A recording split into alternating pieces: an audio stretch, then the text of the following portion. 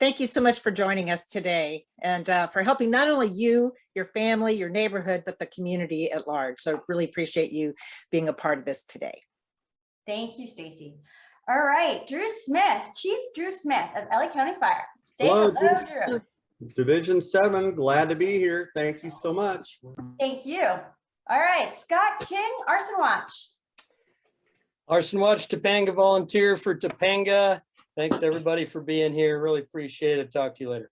Thank you. Okay, Ryan Olyate. Hello, Ryan Elliott, Topanga Canyon Fire Safe Council. I'm glad you're putting on this event today.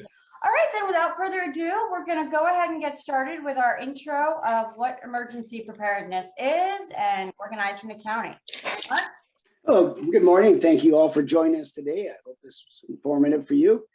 My name's Mark Wynn. I'm a retired deputy. I was with the Sheriff's Department for a little over 33 years. I've been in the Lost Hills Malibu Station, which covers Topanga, since '92. So I've been through a few of your disasters and fires over the couple decades.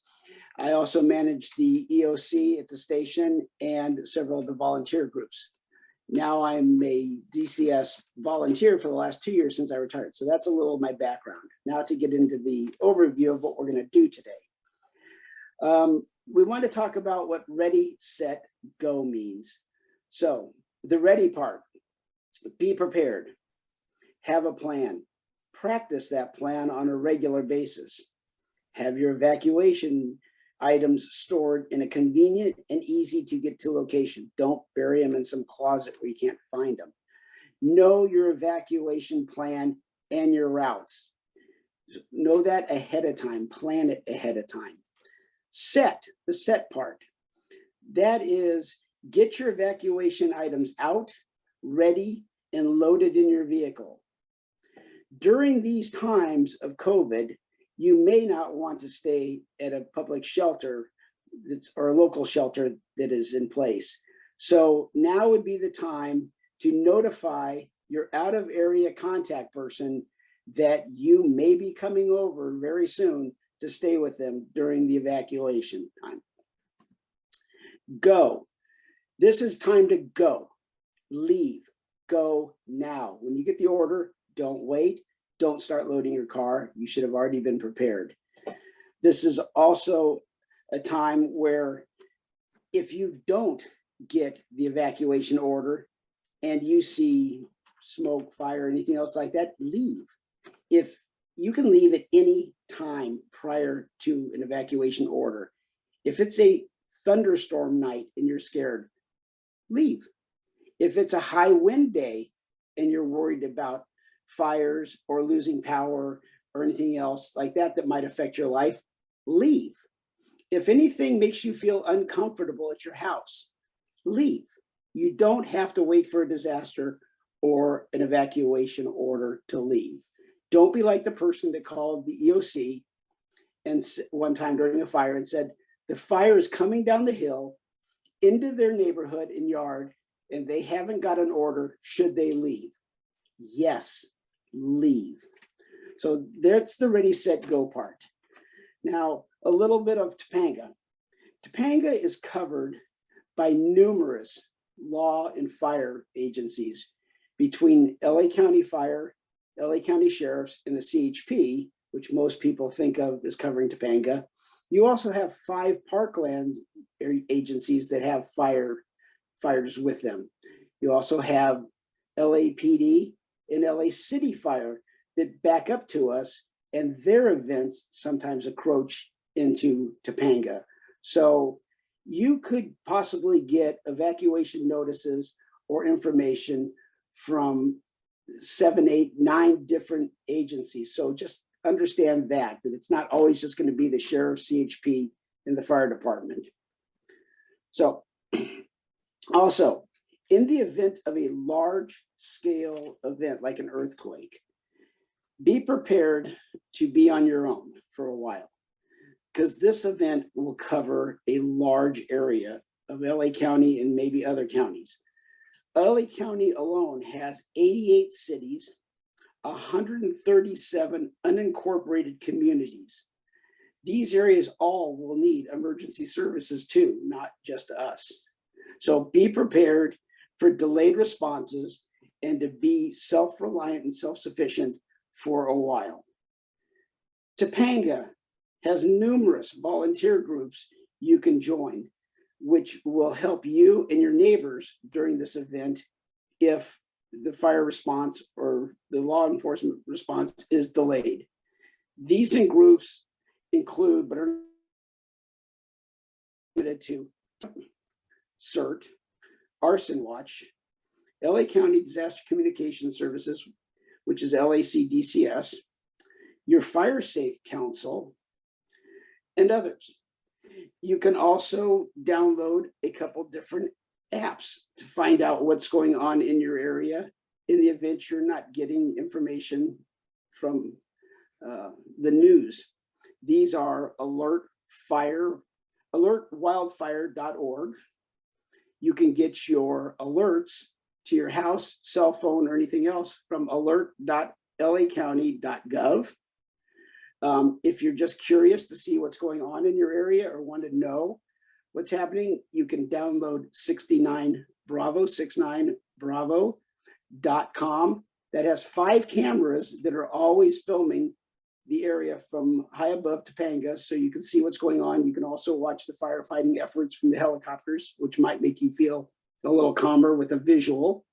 So those, and the last is you can always attend a Topanga Town Council meeting and go up on OneTopanga.com on a regular basis and just see what's happening in your community. So that pretty much concludes the overview of everything. And I just want to leave you before the next speaker with, always remember, be prepared and stay prepared. Today could be that day. Now I'll turn it over to James Grasso with the community networks. Thank you.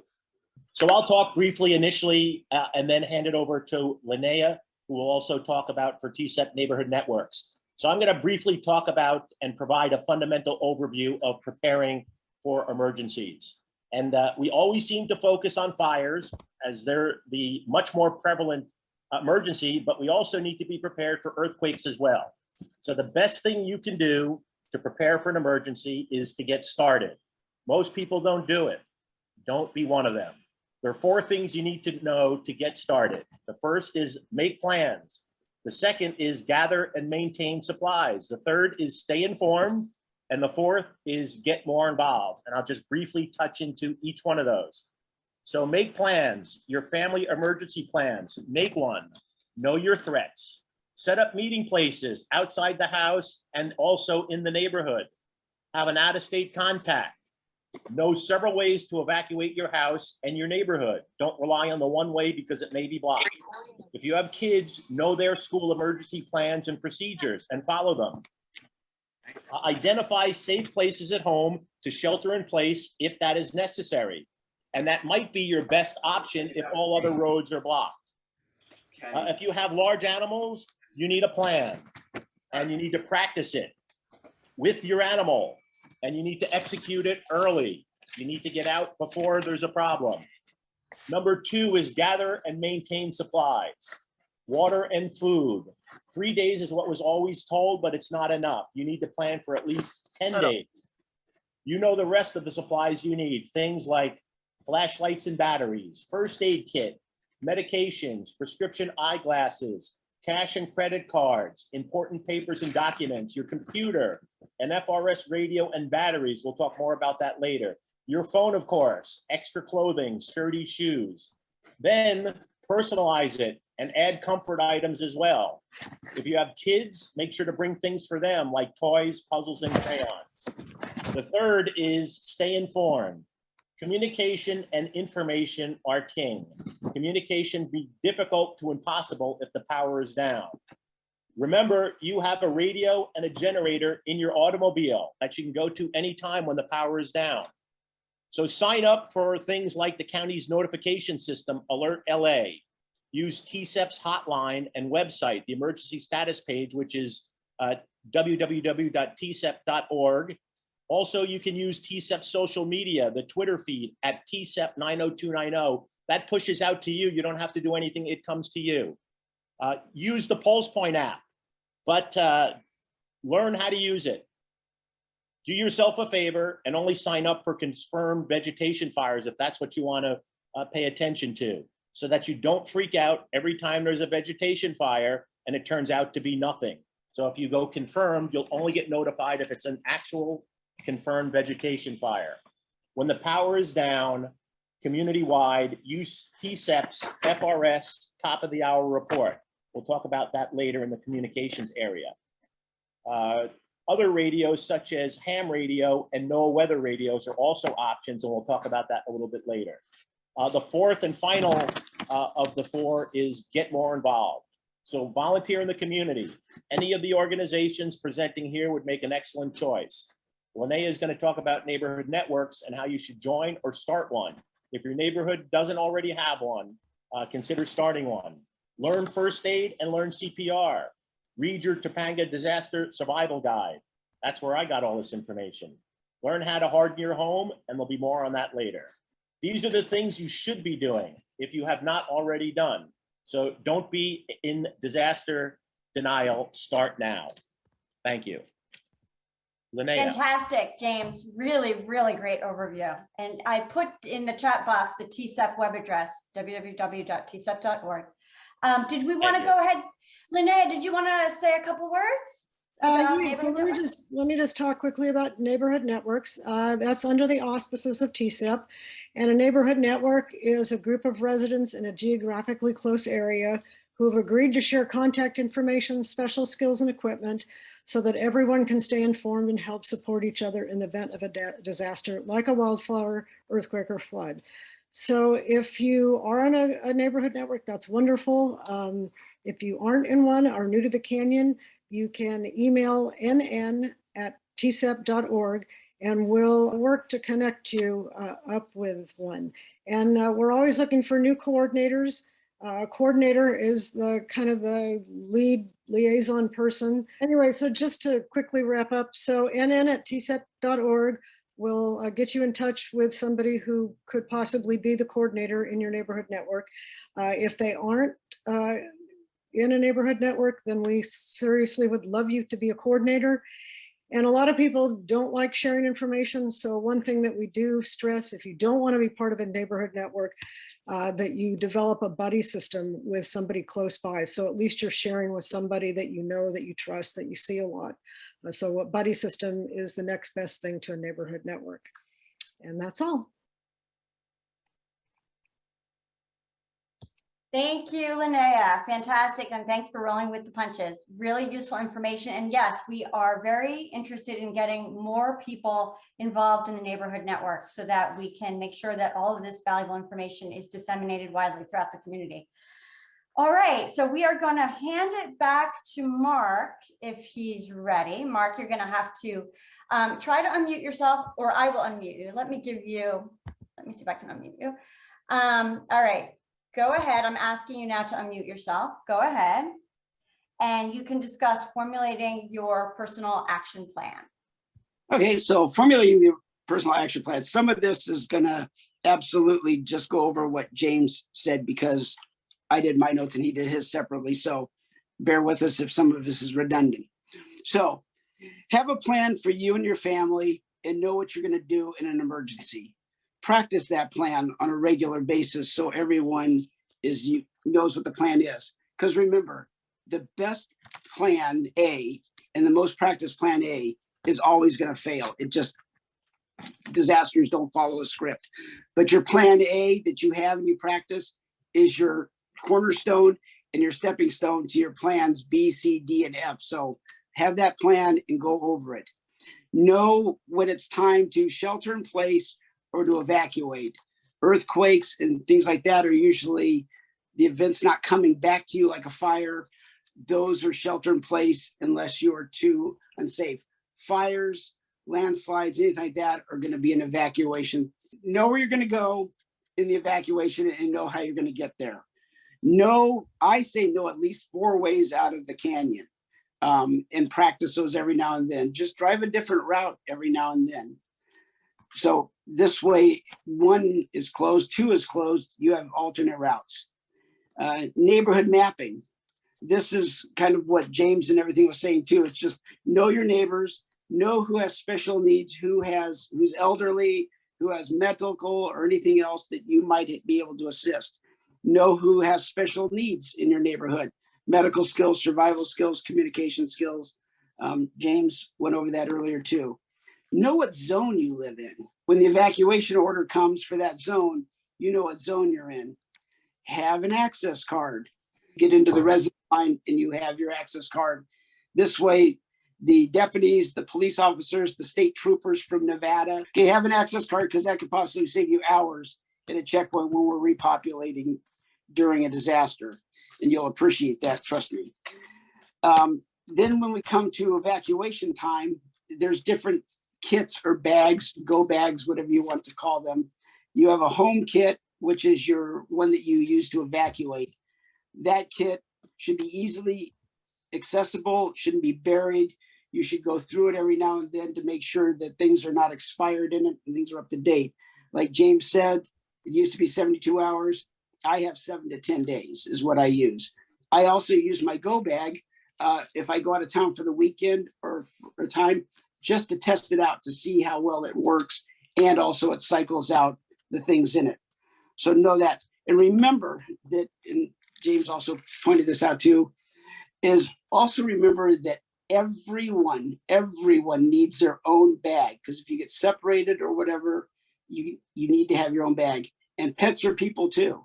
Each pet is going to need a bag because if they go to a shelter and they need special meds or special food, or if they don't have it, your guinea pig and goldfish aren't going to eat what food's at the shelter. Your dog might, your cat's probably not. So every one of them needs their own bag. So remember that. And that bag should have clothing, medications, your important papers.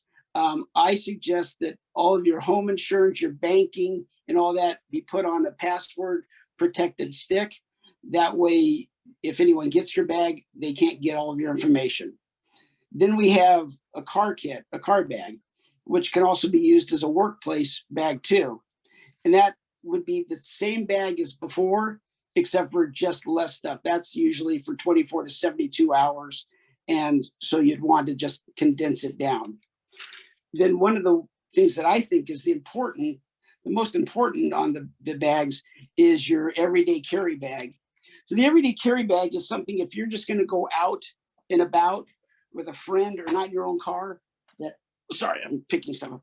As you go out in your own car, you have a very small supply of items. I don't know how well anybody can see this. So it's just a very small supply of items to get you through the day if you get stuck on the freeway in an extended crash or fire, something like that. So a day's supply of medication, some water to take that medication with, snacks, because most medications take something to eat with, or if you have blood sugar things, have something in there for that. A flashlight in case it's dark. I prefer headlamps because you can walk with them and they don't take up your hands. And just a few other items. I do have a whole list of items. They all fit in a very small bag, about this size, which I'm actually condensing down to a bag this size. It's just very handy to carry and take. And that's what I would suggest if you're going out for the day, because as you know, Topanga or any place up in the mountains, they could close the canyon at any minute. And then what are you going to do if you need to get to your medications or anything like that?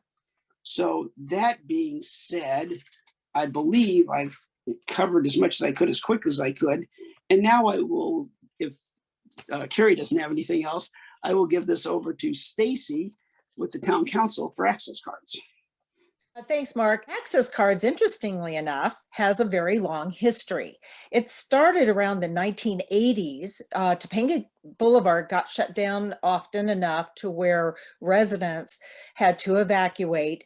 And upon the repopulation or re-entry back into the canyon, when they were only allowing residents only, the traffic jams were just unmanageable. And so the residents of Topanga called the town council and said, you got to fix this. Please find a way to get us back into the canyon where we're not sitting in the cars for such a long period of time. Because a lot of people obviously were concerned about their homes and their animals if they hadn't taken them with them during the evacuation. And so during the 80s, apparently the traffic got backed up and in the valley at the Mulholland and Topanga Canyon Boulevard intersection where they had a roadblock. It got backed up way past the 101 freeway on Topanga Canyon Boulevard. So the town council kind of put their thinking caps on and we came up with an access sticker. Now, in 2008, we worked with the sheriff's department because there were more and more times when the canyon had to be restricted access. And they wanted to have a more secure Topanga because, you know, obviously they're very concerned about any thefts or suspicious activity that goes on when everyone's evacuating. They want to keep the canyon as safe as possible during that time. So we came up with the access card, and the access card itself, let's see if I have a picture here that you just use my background. The access card was invented in 2008 to replace the sticker program because they want to make it more personalized and really truly make sure that the person who had that ID could in fact be a legitimate person entering the canyon.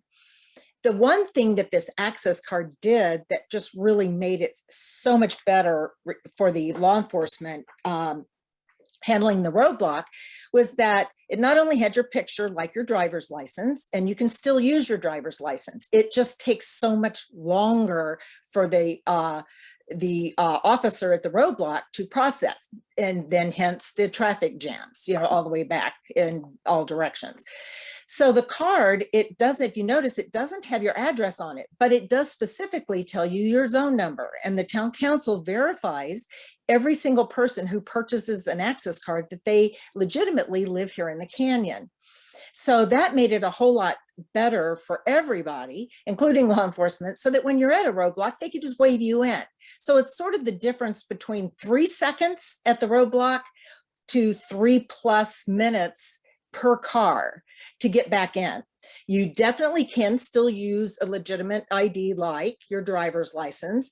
And then in addition to that, you might have to show you know, like a billing statement, a bank statement, you know, something that is a verified piece of identification that you live on that street. But again, all that takes so much longer because they have to cross-reference it to other documentation regarding your zone or your street as to who can get in and who can't. So we encourage everyone, of course, to get the access card. The other benefit that came up is that kids or people who don't drive, who don't have a driver's license, can use this card. They can have their own photo, their name, their zone number on it. So if your child, for instance, is with grandpa, grandma, or a nanny who doesn't live in the canyon and they need to get access back in, they can do so. But here's the big disclaimer is this only works when law enforcement deems it safe for residents to enter the canyon. That's an important piece of information. This is not a pass that you can get in at any time at any place. This is when the law enforcement and the fire department has deemed that it is safe for residents to enter back into the canyon. So this card can be used for the residents, it can be used for the kids. And the other wonderful benefit is a new program that we started last year, a couple of years ago. And this was something that the CHP and sheriff both wanted, was to have a caregiver access card. And again, there's a process that it takes to get, to go through for application for a caregiver's card. But one thing that's wonderful about that is that when someone in need who is unable to do it on their own because of a physical or mental situation, they can get their caregiver to come into the canyon to help them evacuate. So if the road is closed, but they're still allowing certain individuals to come in to assist with the evacuation process, this card can work for the caregivers. So it's really turned out to be just a blessing in so many ways to have this card program. It costs $12, and you can get it by going to either topangatown.council.org, or you can go to OneTopanga.com. OneTopanga is the community website for Topanga. The town council runs that website, and it's there so that information can get out to the community and community information can come in. And so I think you'll really enjoy OneTopanga.com. There you can find emergency information. You can also find the access card application. You just click on whether you want to renew or if you're a newcomer. And it also tells you what benefits are derived from that access card besides being able to enter the canyon after a disaster. The money that's made from the $12 per card goes to a host of programs that the town council does. And we have programs with Topanga Elementary, with Canyon Sages, our disabled community. We help the RCD with their annual creek trash cleanup. Obviously, we have to support OneTopanga.com and town council website and the access card program. We also do a lot of environmental programs in the community. So your donation really goes to a lot of great causes. So it's a win-win-win for a lot of people, and we just appreciate you including that as part of your Topanga Emergency Access Card program, or your emergency program. Thank you very much. All right, thank you, Stacy. That was a fantastic overview. We are going to go ahead and transition to LA County Fire Department. Chief Drew Smith. Drew, there you are, perfect, as if on cue. All right, I'm going to hand it over to you now, and we look forward to hearing what you have to say. Perfect. So, first of all, thank you. And how much time do I have? You have at least 15 minutes, actually a little buffer if anyone has a question at the end. So can I try to share my screen here? I believe so. Let me double check with Jaspreet. We had to put clamp down on the settings. Understood. So I have a PowerPoint that I PDF. Look in the center of your settings on the bottom of the screen. If it says share screen in green in the center bottom, it does. You should, Drew, you are a co-host, so you should be able to share your screen. All right, so let's see if this thing here works now. Can you see my screen? Not yet. Not yet. see if there's a button in the bottom of the pop-up that says share. Start sharing. All right, so let's see. Let's go back to this thing here. And if not, Drew, if you're having any trouble, you could just email it to me and I can pop it up on Yeah, so here it says, ooh, so a pop-up, it says desktop, whiteboard, iPhone, iPad. Okay, so let's just go with desktop. No? Yes, it should be your desktop. Okay. So I'm on that, and one participant can share at a time. Okay, there's that. And let's see if it showed up. No? Negative. Okay, well, we'll talk about it anyways. How's that? Sounds good. So, well, thank you. So just, this is really, which I'd like is going to be somewhat repetitive. And the reason that is because we're talking about life safety. So just a couple of the questions that were asked about fire frequency in Topanga Canyon. And so it's not just Topanga Canyon and what has the ability to affect Topanga Canyon. And so, as you know, I have a significant background in fire management, fire ecology, fire history. Is that just going back for 100 years, just in the Santa Monica Mountains, we've done just under about 1 million acres. And there's been a significant amount of structure loss and life loss in that. So you look at fire frequency, it's hard to depict fire frequency and when. And the reason is we don't live anymore in a Mother Nature fire regime. We live in a human element fire regime based upon an accident or malicious intent.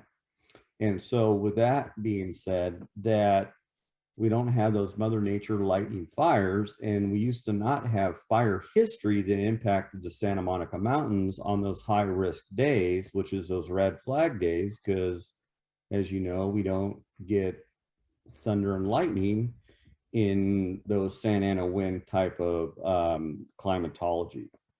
So just remember that the Woolsey fire was the last big significant fire that had the potential to impact Topanga Canyon. And it was stopped just before Topanga Canyon, as you know, just by all the concentrated firefighting efforts in the worst possible conditions. But I will mention Palisades fire in May, which is only 1,200 acres. And it did have impacts to Topanga Canyon, which launched us into an evacuation order in Topanga zones 4 and 6. And so we did have a threat that did have potential not to have the same fire dynamics, though, like you would have on a red flag day. So what is a red flag day? A red flag or a fire weather watch or a high fire danger day. With some great work with the Topanga community, a lot of the cooperators in the Santa Monica Mountains, we know that we have great information. The newest rollout is going to be our NOAA weather radios that will alert you for different high risk events or a means for people to take action with direction. So it's going to be one of the media platforms or communication platforms to deliver information for giving the community direction. So the amount of red flag days that we have, those high risk days, we average 5 to 8 a year. And we've averaged 5 to 8 a year for 100 years. However, some years there's 2, some years there's 13. And those are based upon environmental conditions that you have wind speeds that are over 25 miles an hour, relative humidities that are under 10%. And with those environmental conditions, also including the fuel conditions, trigger a fire weather watch or warning. And so with that, usually they last anywhere on average at 3 days. Sometimes they'll last for a day. Sometimes they'll last for 4 to 5 days. And it's all based upon those environmental conditions and that recipe to support large fire growth. And the prime time for those high risk days is October through December. And I use key remembering factors to help us with that. And as we know that as we get into Halloween or before Halloween, that we know that we have the potential for a red flag Santa Ana day. And as we get into Thanksgiving, we remember cool Thanksgivings, we remember wet Thanksgivings, but we also remember hot and dry Thanksgivings. And we also remember that same time as we get close to Christmas. So just knowing that we have that assessment based upon what we do with the Weather Service, and we are a huge contributor to identifying red flag days so we can have that adequate response and augmented response, and we can get this, the information out to the media. And we can use it to also use the media in whatever avenues we have through social media, the news, etc. Red flag conditions don't sneak up on us. We know about it if we just watch the news. So they don't just show up in the course of 2 hours or 30 minutes. They actually are well predicted. So that information that we would like all the public to look at is have the information available, but be informed just by being proactive in looking at the news and whatever media platforms that you have or you like, to know that you're transitioning to where you need to have as Mark has talked about, having a preparedness level. And that's that Ready, Set, Go campaign that we have that's adopted. And it is actually so favorable for folks to have a survival plan in place, because we're living in the fire zone within the Santa Monica Mountains and especially Topanga Canyon. And from Las Virginias Road, basically to the 405 freeway in the mountain ranges, is the only portion of the Santa Monica Mountains that haven't seen a significant fire, especially for Topanga, since the 96 Calabasas fire. So this is why that information factors are completely critical for us to do. So some easy things: just because we have a hot, dry day in the absence of wind does not mean that we have a fire day that can be a Old Topanga fire, a Calabasas fire, a Woolsey fire. We do have the probability, though, for initial attack fires every day once the coastal fog is gone. We get that solar energy that heats the ground. We know all the grass is very dry and brown now. So that supports the right recipe for a fire to start. And how it's going to spread is determined upon whether it's on flat ground, how much fuels that are associated around it, how dry the fuels are. If structures get involved, it depends on, of course, the home hardening components, the brush compliance components. So there's significant factors on those routine days that actually you could have a very challenging, destructive fire that could be very small in nature. That's why the community preparedness component is very significant. As far as how many fires that we've had in Topanga Canyon that are relatively small, we've had over 25 within the last 3 years that have been small in nature and have not got over 20 acres. So with that being said, we do have the probability to support a challenging fire based upon the community, the tight road systems, water problems, access problems. But one great thing that we really need to look at is there's a reason behind a lot of it is the why. A lot of it is the water delivery plus a robust response that your Los Angeles County Fire Department has, which is, for one, 69 Bravo, which has 365 days a year, 30,000 gallons of water available for our pilots to come in day or night, dip out of, and have that return interval for water delivery to a fire. And it is significant for keeping those fires small in Topanga Canyon. And just on fires on high risk days, if we do not capture those fires within the first 10 to 15 minutes and keep them under 10 acres, the probability for them to get large is very, very, the probability for that to be a very challenging fire is going to be significantly enhanced. So looking at some of the tactical truth of what happens is, and it was referred to about having a plan. So the very worst fireground community action plan is having no plan. The next worst is having two plans, meaning you have to have a plan and you have to have different phases of that plan on what you're going to do on evacuation. It's better to evacuate 5 hours too soon than 5 seconds too late. An informed community is a very smart community. So we need to look at our Ready, Set, Go information that I feel that we're all very well informed with, but are we practicing it, or is it just something fun to say?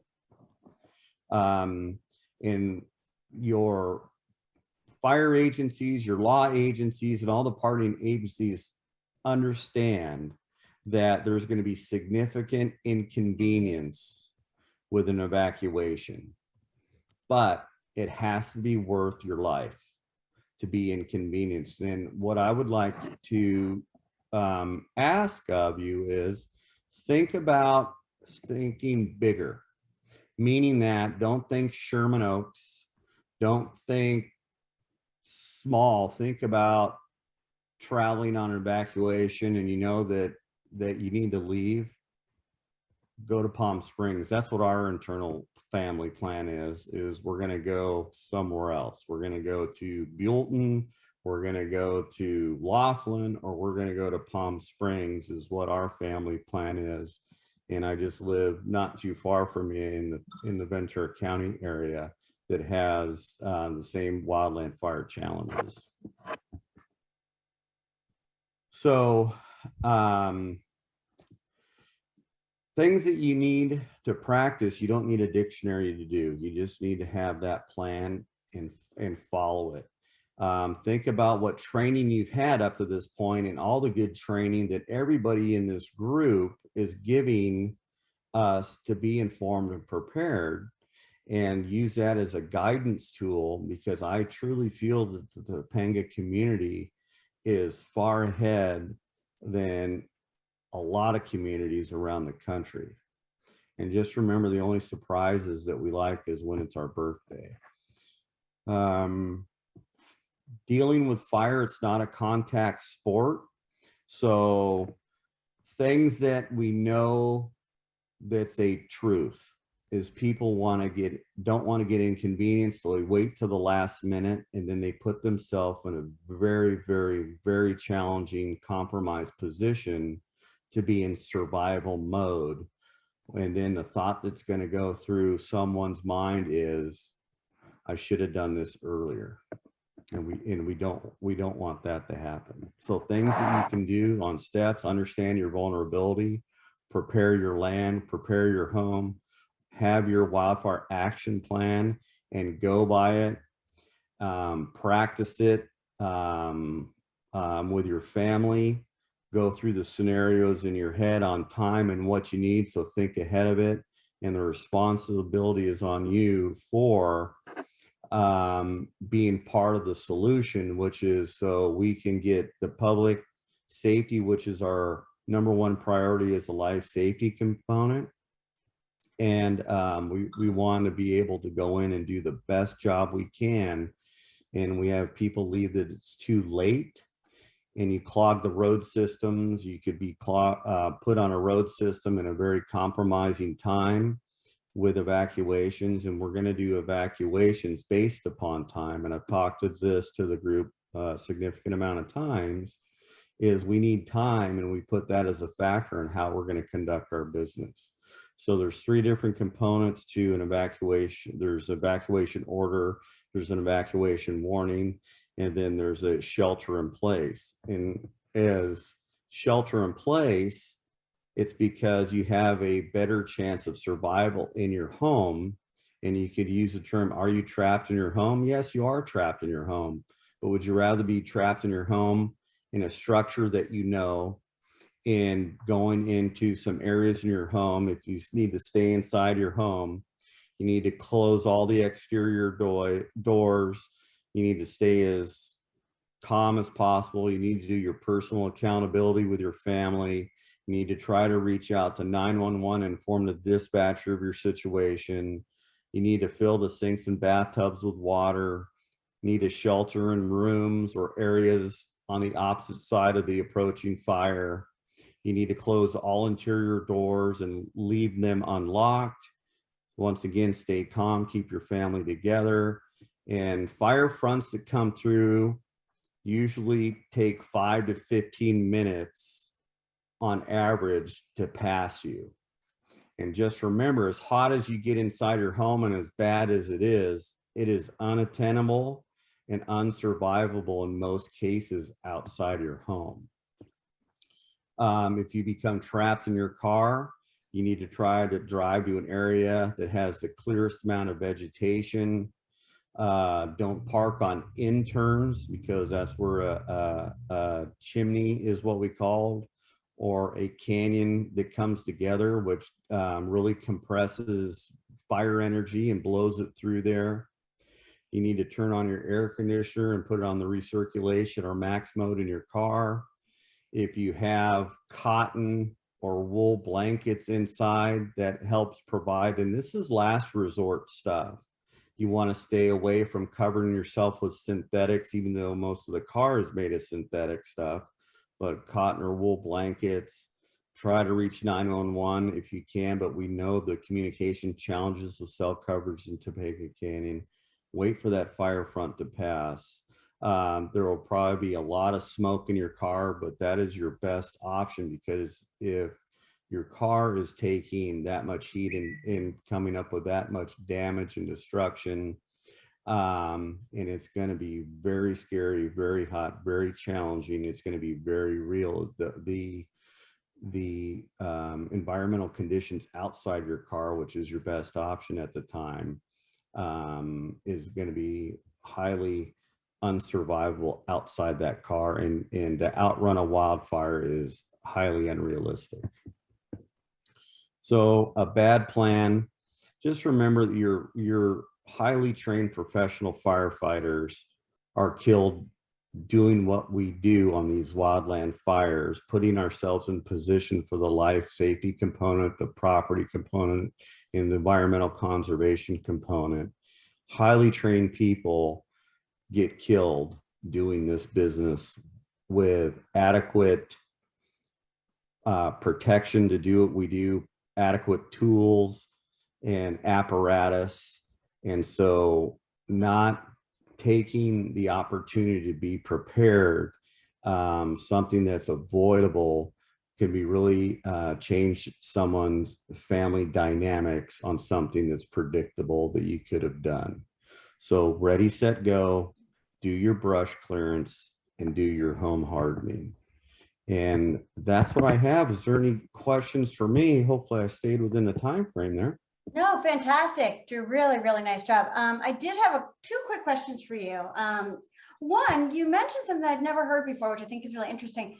You said a fire front takes about 10 to 15 minutes to go through the area. You know, so you mean basically if a wall of fire is coming at you in your house, you can basically hunker down and pray that it will go past you within 10 to 15 minutes? Am I being oversimplified? 15 minutes is usually what average it is as an advancing fire front goes through. It's 10 to 15 minutes of what it usually is. That's it interesting. just doesn't I've go never heard through that. and then it's gone. There's going to be a lot of residual heat. Things are going to be burning, but the emission of 1,500 degree temperatures that travel at about 3 foot per second will finally go past you, and that's about what it is on average from what we see and with what science showed us with computer modeling. But the ground truthing of that is that's about the right time. Yeah, no, I'm sure there's a wide range, but that's interesting to know. And again, it's the first time I've heard it. So I suspect it's the first time others may have heard it as well. All right, another question I have for you, Drew. Can you shed a little light on the aerial operations and the approach? Because inevitably we always get questions on, you know, we don't have enough aerial assets. We need more helicopters, we need more planes. And as you and I have discussed a little bit, we actually have quite the aerial arsenal at our disposal. So my question to you is, when is it invoked? What is the fire department policy on when and how many aircraft to bring in? Can you shed a little more light on that? I sure can. So your Los Angeles County Fire Department has the largest air force to combat wildland fires within our geographic area with our 10 helicopters. We also have the largest water dropping helicopters on the market, the Blackhawks and also the Chinooks that we contract. And you've seen them over the past, this will be the second year of them robustly in there. So how does this work? There's two types of aircraft. There's your helicopters, and then there's your fixed wing aircraft. So the air tankers. Those air tankers have limitations, and so do the helicopters. And it comes down to visibility and wind speed.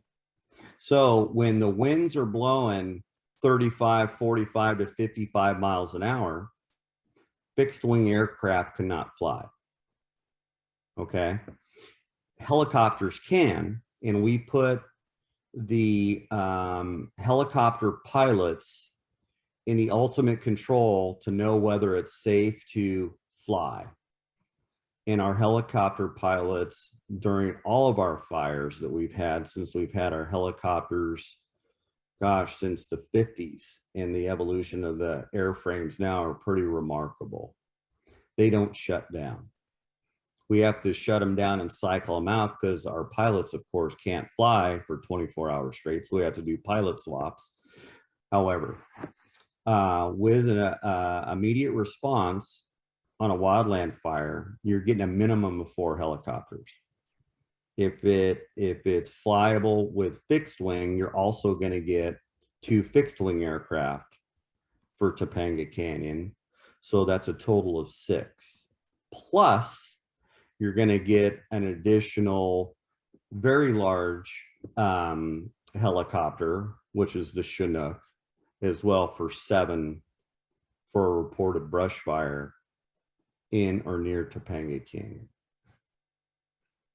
And we also do augmented staffing on high-risk days. So we have the availability to bring in more.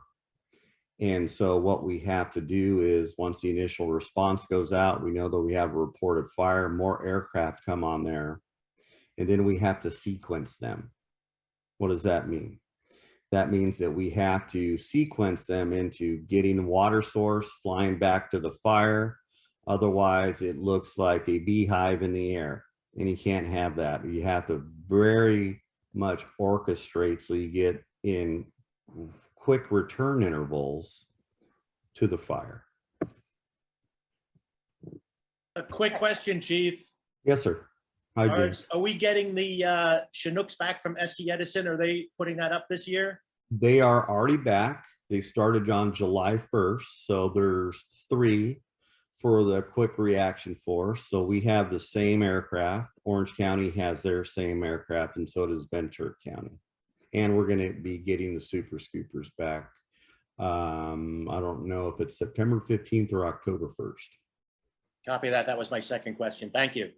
Yeah, and I believe we have the super scoopers for 3 months, but can be extended. And the Chinooks, I think, are 5 to 6 months. Again, if we're in the middle of an emergency, that could be extended. So it's for a lengthy period of time. And then our other aerial assets we have year round. I believe LA County has 10 helicopters capable of dropping various amounts, not thousands of gallons, but a couple 100 gallons of water at a time. Yeah, we have 2 different one of them, our aircraft, the Fortrells, drop 360 gallons, and our Blackhawks drop 1,000 gallons. Yeah. So, all right. So I guess I'm not sure if you, but again, say there's a 3-acre brush fire. For what would be deployed at that point? I guess you'd look at where it is, the topography, and decide if you're going to bring engines in or a helicopter. No, we always get the same response. We have a response matrix for every fire 365 days a year. So if we get a fire, so think back within the last year that the fires that we've had in Topanga Canyon, you were going to get 7 engines, 4 helicopters, 4 hand crews, 2 helicopter-based hand crews, 1 battalion, 2 battalion chiefs, 1 paramedic squad, and 1 dozer. Oh, wow. Okay. Are we able to get a... We don't base it on where the fire is, or no, we hit the big red button every time. Excellent. Can I just quick make a comment on that? Last night at midnight, there was a car accident that turned into a vegetation fire.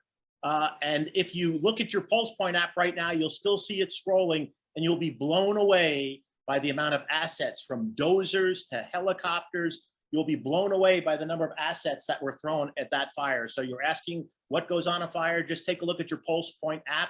Look at yesterday at 23:59 p.m. and you'll just be blown away by the number of assets thrown on that fire, which turned out to be a very small fire. Excellent point, excellent example, and timely. Can we get Drew, if you have one, do you have something that we could share? So the next time a resident asks, well, what happens during a fire? They're not bringing enough out. is there something that we could share publicly that says in a fire, this is the response every time? I will provide that for you. That would be Yeah. fantastic. Mhm. Okay, if anyone has a question, please indicate that. If you would like to ask a question, you can raise your hand and then I'll reach out to you, or one of the co-hosts can reach out to you to get your question. Mark Wynn has a question or a comment. Sure, Mark, go for it. I'm trying to unmute myself. Did I Yeah, get unmute? you succeeded. Thank you. Thank you. Hey, Chief, I just had someone text me on what you meant by a chimney. I tried to explain it to them as interns and outturns is if you took a bucket of water and poured it on the hill above you, does it run right at you or away from you? Can you kind of just be a little bit more Sure. on how to save yourself in a car on a road? Yeah. So if you're navigating a road and think about your elbow, if you're on the outside of your elbow and you're pointing to the outside of your elbow and you imagine it's a road system, that is an outturn. If you're pointing to the inside of where your elbow would be, which is, if anybody's a doctor, the anacubical fossa area, so where they start IVs, that would be an intern.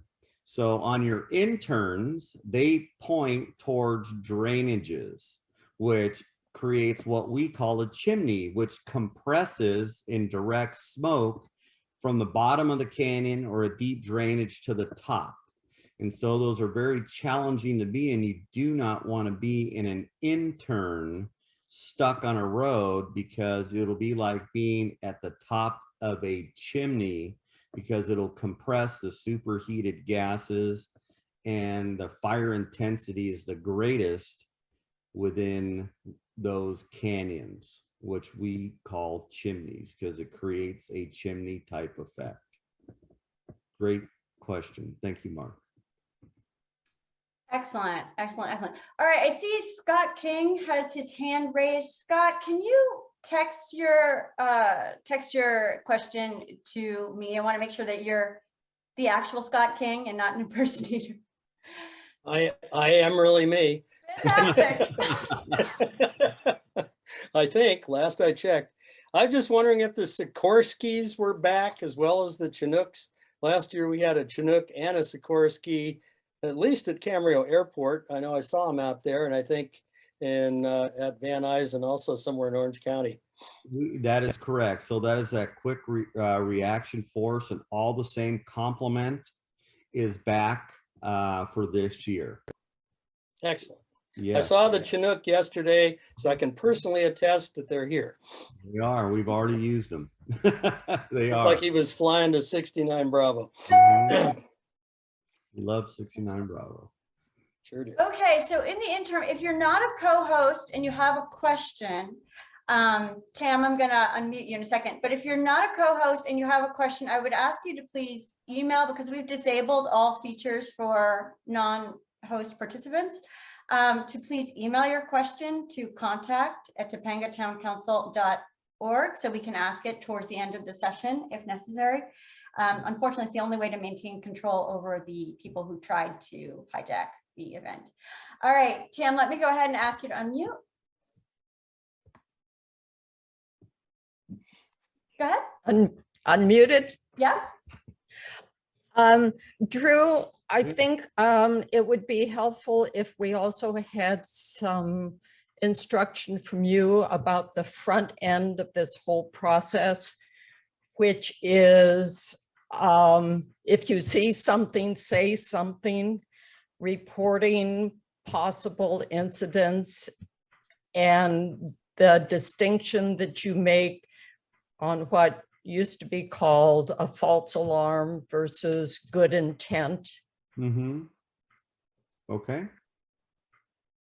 We can smooth that out. So I'd say if you call 911, you have to be descriptive and be as accurate what you can be, and don't inflate anything beyond what you know. Don't assume. So meaning that you don't want to tell a fish story.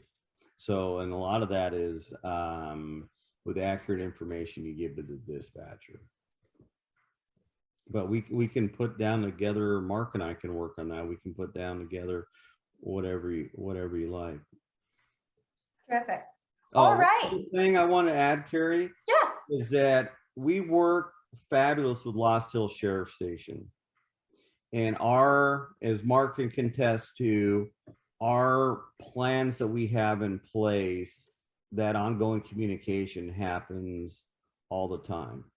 When we have high risk days, I talk to Lost Hills, and now it's Captain C2, is that, hey, this is what we're doing. This is what our ask is of the patrol officers. This is what our ask is of Arson Watch. This is what we're looking for. So we're all three agencies, meaning Arson Watch, the Sheriff's Department, and us, have a unified approach on how we're gonna, let's just say, tactfully patrol to be early warning on those high risk days. And so I really appreciate Arson Watch's involvement to being part of the solution. I have to say, nice segue, Drew, because guess who our next speaker is? Arson Watch. I will say shout out to all of our first responder agencies, because while the Office of Emergency Management, OEM, has sort of overarching responsibility for planning emergency response, the people implementing it, the people on the ground making the quick decisions are our first responders. The fire department, the sheriffs, CHP, and our own local community groups are actively involved on the ground in the community, getting out accurate information. Thank you, TCEP, helping to monitor and patrol the area. Thank you, Arson Watch. So it really is an all hands on deck coordinated effort between the county, the agencies, and the community. So on that note, I'm gonna push it on over to Arson Watch, and we're gonna hear from Scott King, who is Scott King. Yeah, still in. Okay, I don't know how I get myself up on the screen here. Maybe you guys see me full screen. I see you. You're loud and clear. Great, then I won't worry about it. I could not have asked for a better segue into my segment here. Thank you, Chief. Appreciate that. Real quick, who is Arson Watch? We are volunteers with the LA County Sheriff Department.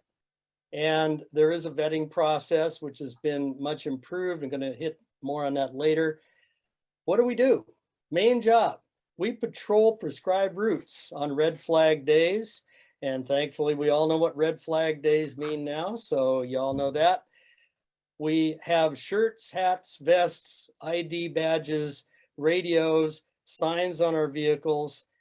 We use our own vehicles to patrol. We have, I said radios, we have radios that are both handheld and mounted in our vehicles, mix and match as required. Our radios and repeaters, we're working on upgrading all of that system so they will work much, much better. They already work far better than they have ever before, and they're going to get even better than that. So we're really, really excited about that.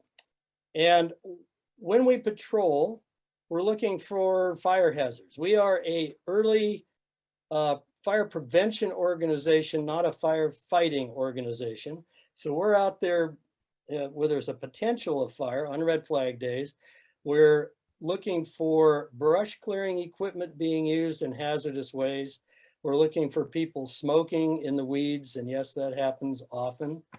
We look for people parking in dry grass where their hot catalytic converters could light the grass on fire, start a fire. We take down vehicle information of vehicles parked at trailheads and other popular spots, not because we think they are arsonists, but if there should be a fire, they could be potential witnesses that the investigators could gain valuable information. So if any of you out there see us taking your picture, don't worry. We're not thinking you're doing anything wrong. We're just trying to figure out who's out there, so maybe we know who to talk to if something happens. We also look for evidence of campfires, smoking, and other hazardous activity in the past. And we educate the public. We talk to people who may be from out of town who are doing hazardous activity and may not realize the full problem with doing that up here in the mountains, particularly when there's a red flag. We are the additional eyes and ears of the sheriff and fire department. So we are out there with our vehicles, with our signs, and the more the better. And we're a presence, you know, out there in the community. We also have signs that are posted in many, many locations throughout the Santa Monica Mountains. You may have seen the red patrolled by Arson Watch signs mounted on the county brush clearance signs. Those we do and we maintain and we fund and we just make those happen. 4th of July is an all hands on deck operation. We just had the most days when 4th of July is on a Monday, we patrol on Saturday, Sunday, and Monday because people like to get out and party all weekend long. And so we're out there making sure they're not doing anything stupid with fire. And often on the 4th of July, we're joined by other agencies like MRCA, Sheriff, Fire Department, other people. We have special patrols that we also do on foot trails up in the mountains, fire roads and that sort of thing, using handheld radios. If people like to hike, that's an excellent way to do your volunteer time with that. I thought about horses. I suppose that could be possible. I don't know about it being done right now, but if you have any interest in that, perhaps we could make something happen there. I mentioned that we're a presence in the community for all of the residents and people, particularly from out of town. They see we're looking. We got brand new shiny signs on the signposts. We got vehicles with signs on our vehicles. They know we're watching, and if they're thinking bad thoughts, we're hoping they're just going to go somewhere else. Yeah, I mentioned the signs. There's about 60 of those patrolled by Arson Watch signs throughout Topanga and Malibu. So there's a lot of them. So to wrap up here, I want to put something up. I didn't get a chance to do this better, but I will move out of the way. We need more volunteers, particularly for the Topanga team. And the commitment is 30 hours a year, although I don't think anybody's going to get thrown off if they get only 29. And so if you're interested in doing any of these activities that I mentioned, and this very valuable service of preventing fires before they even start, which I think the best kind of fire is the one that never starts. And then you can contact us at arsonwatch.com, email info@arsonwatch.com, and I'll get out of the way so that can be read by anyone. Perfect, And that's, Scott. And that's also what I after- got. Thank you very much. Fabulous. No, that's really good. And I was going to say, if you'd like, you can go ahead and also put that information in the chat box for people who like to access information that way.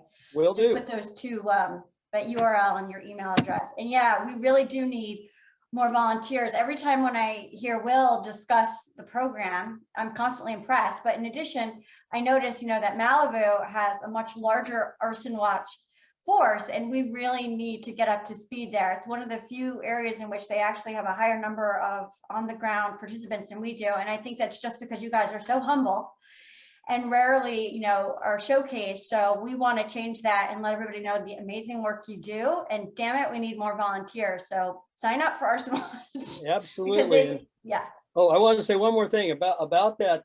There is a vetting process because we are volunteers with the sheriff department. There's a vetting process that we have to go through, which admittedly in the past has been cumbersome, to put it politely. So if any of you have tried to sign up before, really wanting to do it, and have been frustrated by maybe how long it takes, I am told that it is much improved now. There's new personnel and should be able to get through the process much more quickly now. So yes, please do sign up if you have any interest. We'll be happy to talk to you about more detail about what it's like to be on Arson Watch. Exactly. Thank you again. And yeah, just reach out to Scott, get more details. There is a vetting process. I don't think it's as hard as it's cumbersome, but not that bad. And honestly, I think, again, with the new leadership, we maybe can get it done a little more expeditiously. Right. But thank you, Scott. I really can't tell you how grateful I personally am for what you do. And I know the whole town council and the rest of the community is grateful as well. Happy to do it. Thanks. Okay, so on to another critical topic. We're going to go now to communication, and we're going to hear from both James Grasso from TCEP and Mark Wynn, our keynote speaker, who are going to discuss both the communication challenges that are likely to spring up and that have sprung up in the past anytime there's a power outage or disaster, basically, and how you can respond to that, your alternatives, the different alternatives and their relative viability during a disaster. So with that, I will turn it over to James. Okay, so I'm going to talk about the various ways available to receive communications and information during an emergency and even if the power is out. So let's just put it this way. We know PSPS has affected Topanga, and it will affect us again. And of course, it affects us at the worst possible time during red flag conditions. And so what does that mean for the community? There's a lot of misinformation about what is backed up and what is not backed up. The fact of the matter is, because of the nature of communications in Topanga, when the power goes down, virtually all communication shuts down in Topanga. So we'll break it down piece by piece. Landlines. So most of the folks in the community are either, basically, if they have a landline, it typically comes from Frontier. And Frontier has a substation in town, and that substation, and by federal law, is required to have 72 hours of backup power. And they do have it, and I think they can run a bit longer than that as well. The problem is, they can keep the service up, but if you're at your house, you need power to keep Frontier up. You have an ONT, which originally was given a battery to back it up, but that battery in the best of times would be 4 to 6 hours when it was new, and more than likely, you've had it for years, it's probably dead or dying. Also, your router will also need to be powered up as well. And so when the power goes down, if you don't have battery backup power for your home, you're going to lose all communication. Your one option is if you happen to have a copper line, a landline that is still copper.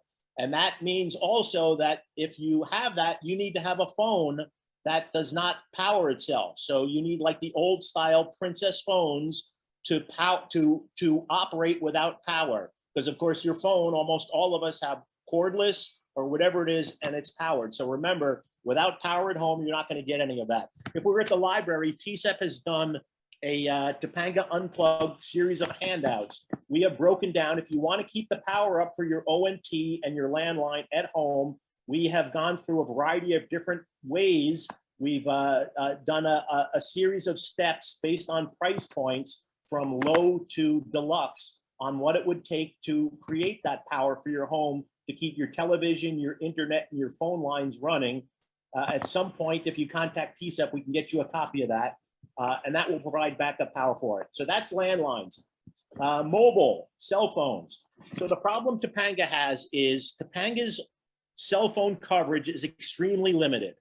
Topanga basically gets cell phone coverage through something called micro repeaters, and they're on Topanga Canyon Boulevard only. And they are line of sight. They're on telephone poles. They look like either little rectangular or little square pillows, and they're point to point. They need to point at the next one up the road somewhere. And when you drive through the canyon, your phone is being handed off from repeater to repeater as you travel through the canyon.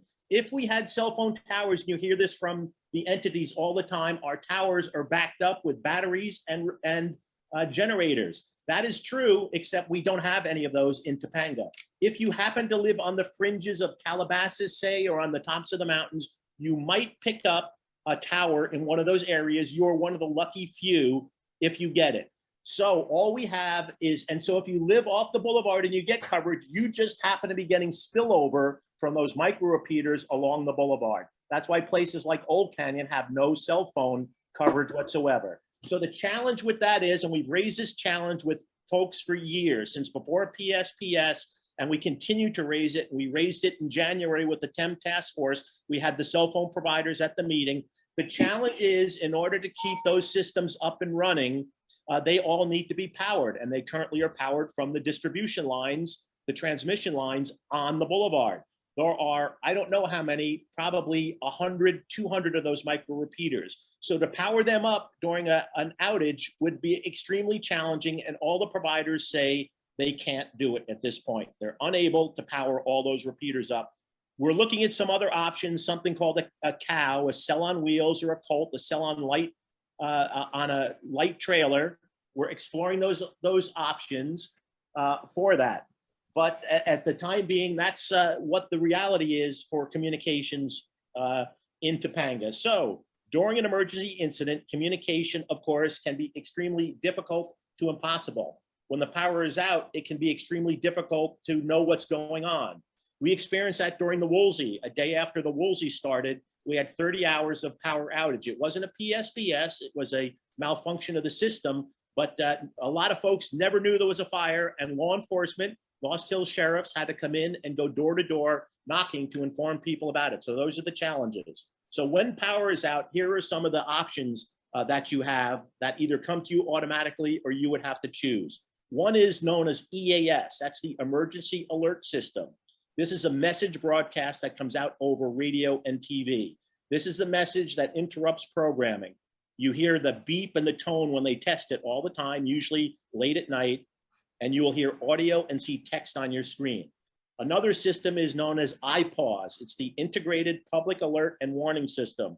These alerts are sent to mobile phones that are WIA, wireless emergency alert capable, and most phones nowadays are. These alerts come as text messages and will get through even if cell phones are crammed. They work on a different technology.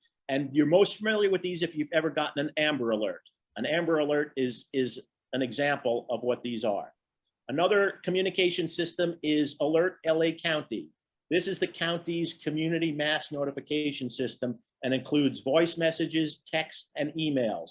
You should sign up for the service, but all landlines are supposed to be already included into it, but don't count on it. You should go to alert.lacounty.gov and sign up for it. Another form is TCEP's hotline, 310-455-3000. It provides the most updated, verified information. It may be staffed with live operators when conditions allow, and voice messages when conditions will not allow. Another form of communication is TCEP's emergency status webpage.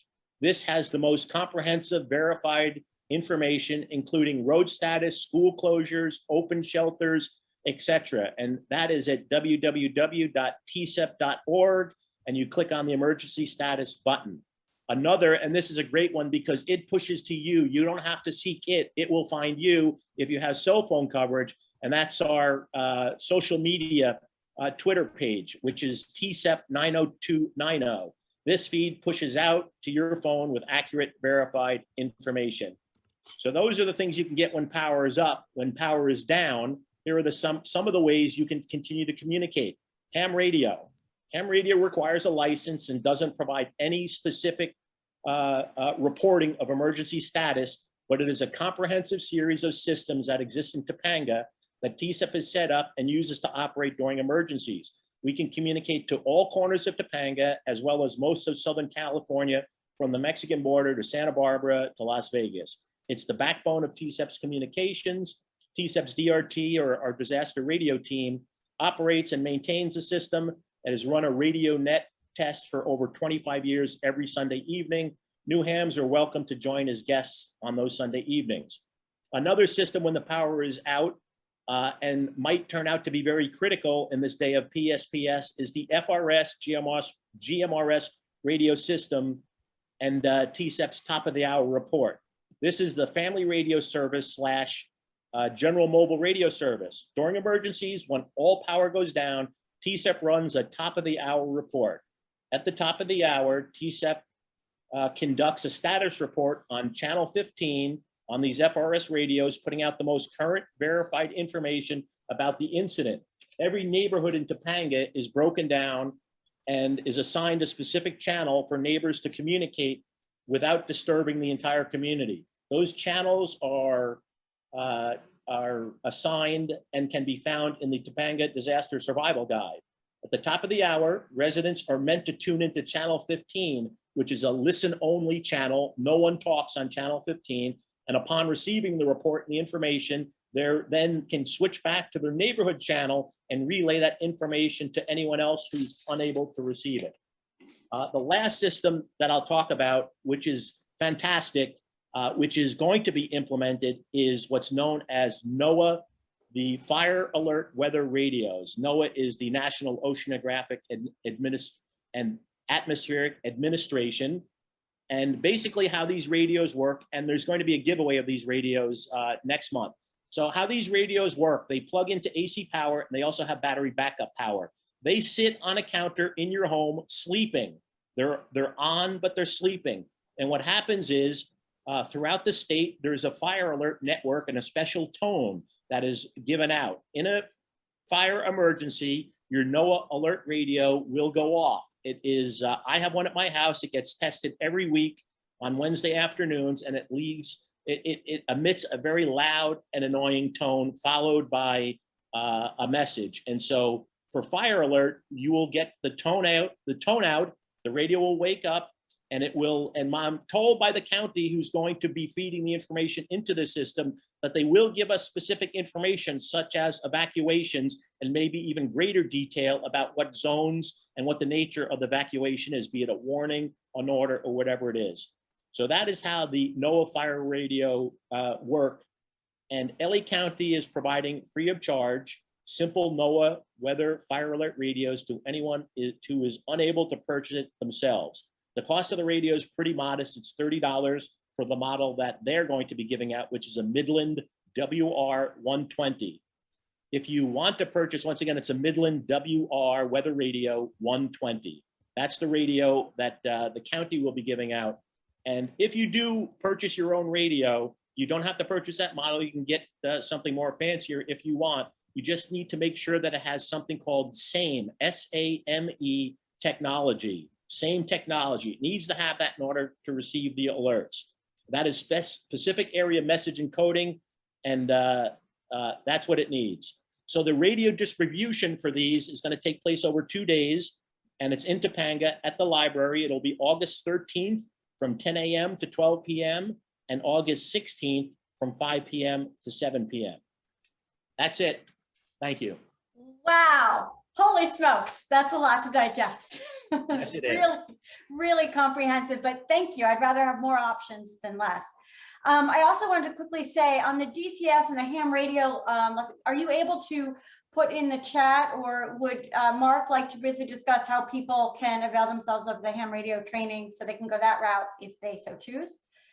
Mark, yes, I'll put a link to online training. Perfect. Thank you. Mark, did you have anything you wanted to add to that? Yes. That wealth of info. Yes, thank you, James. You saved me a lot on there. That was perfect. And actually, so, you know, like James talked about, there's different forms of communication from as low tech as the copper line all the way to satellite phones. So that being said, you just need to know what you want it to do and how much you want to spend. So on the FRS radios, like James was talking about, there's a great little kit like this you can buy at Big Five. It comes with 2 radios in it. This is an FRS radio. They're very small, they're easy to use. This kit has the charger, the whistle, and a flashlight. Or you can go to a ham type radio, which is this radio here, is a handheld that James was talking about that you can carry with you. You could go as far as, if you didn't want to mount something in your car, you could put a whole radio system together and just carry it in like a Pelican box like this. This has your radio, the antenna, the power supply, everything is just in a Harbor Freight Pelican knockoff where it's more reasonable to buy. So you could do that, or you could mount one in your car permanently. Then as we go to like satellite communications, there's a new system out that has just been updated and put into play at 69 Bravo, and it is Starlink. And Starlink is a satellite-based internet. So in case of a complete infrastructure failure in the area, like a major fire came through and just burned everything, as long as we can still see the skies, Starlink will work. The fire department, our fire partners there, can use it. Their helicopters can still communicate with the pumpkins to fill them. They can still communicate back and forth. So this is going to be a huge, another advantage that 69 Bravo has out there. And so also on, like James was talking about information, do not use Nextdoor, Facebook, Ring, all those social medias as your way of getting information. It's not going to be right. Okay. The sheriff's department has a Facebook page they put out. The fire department has a page they put out, and Drew can add that more to that if he wishes. We also have Alert LA, which James talked about. Now the Alert LA, which is alertlacounty.gov, that works great. And like James said, your house is supposed to be in it. Your address probably is. But as we have found out over the years, and they've gotten better at fixing it, that looks at phone numbers. So when it sees your house, it doesn't necessarily see your phone number if you have a voice over IP or a cable type phone system, because the router may be in Tennessee, Tunisia, Timbuktu, and that's where it thinks your phone is. So on Alert LA, what they told us, and they, like I said, they are getting better with it now, and they're working the bugs out, is you need to repopulate your home phone number when you sign up for it.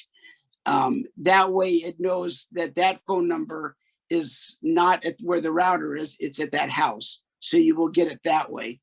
You know, you can go on radios. You can go as low tech as the FRS radio. Some people might still have a CB radio, which is not really used that much anymore. But you know, if you, that's all you have, and you can reach out to somebody, maybe a truck driver going by, and call for help, it's better than having no communications at all. So. Excellent. All right, Mark, quick mention here. Yeah, no, this is really good. If you want to kind of segue that into evacuation, I just wanted to really drill down quickly on the evacuation and where people go to get the information, because I think that's one of the key things. So say disaster descends, people are panicking. Basically, what they want to know is who determines the evacuation route. I'm guessing it's the fire department in conjunction with the county and the sheriff. And then after that, where do they go specifically for the evacuation route? What is their best, quickest, most immediate source of information of which evacuation route to take? Okay, so when the sheriff's department puts out an evacuation order to get out and to leave, because it'll generally come from us, that order we are receiving from the fire department. The fire department gives the order to us. We act on the order. Think of it much like government makes the laws and the police just enforce them. That's kind of the way the evacuations work. The deputies don't go, it looks like the wind's coming this way, we'll evacuate over here, unless the fire's right there. But all those come from the fire department. And I am just always amazed at how deadly accurate Drew Smith is on where a fire is going to go and how long it's going to take there. It's scary. I think he's got a little witchcraft going. No, yeah, I know, right? But perfect. All right, so good response. We're a little bit behind, so I kind of need to wrap this down the next minute or two so I can give Ryan enough time to go over that critical home hardening piece. So when the sheriff makes the announcement, where can we find it? Where's the quickest source? Where's the first place? I know TCEP would be one of the first ones. So TCEP and anywhere else that people can go to for reliable information about where that evacuation route is. Your Alert LA system, if you've signed up for it. Okay. On your phone, if you've signed up for the different systems, there's the Alert Fire, wildfire.org. There's all kinds of different apps you can do. There's the My Shake, but that's for earthquakes. There's Pulse Point, which is really good. Yes. There's Fire Ready. A lot of these, what you do is you go to these and you put in, what do you want to know about? Vegetation fire, house fire? Do you want to know if it's confirmed or just a report of? You can, what area you're in. So you can customize these to what you want. So you don't just get every alert there is out. But when in doubt, if you don't know, TCEP, go to TCEP. So the bottom line is, just so you know, the bottom line is there's not a lot of good. That's why TCEP unfortunately is in business. Yes. Because there aren't a lot of good sources. Alert Yeah. LA is the county's mass notification system, but as we know, it's been troubled over the years with the system. The alerts don't always go out in a timely fashion. Sometimes it's not put out in the best of fashions. And so Alert LA is the best. Apps like PostPoint, that's not going to tell you anything about evacuations. All that's going to do is going to tell you there's a fire, and it's going to tell you the nature of the fire, and that's about it.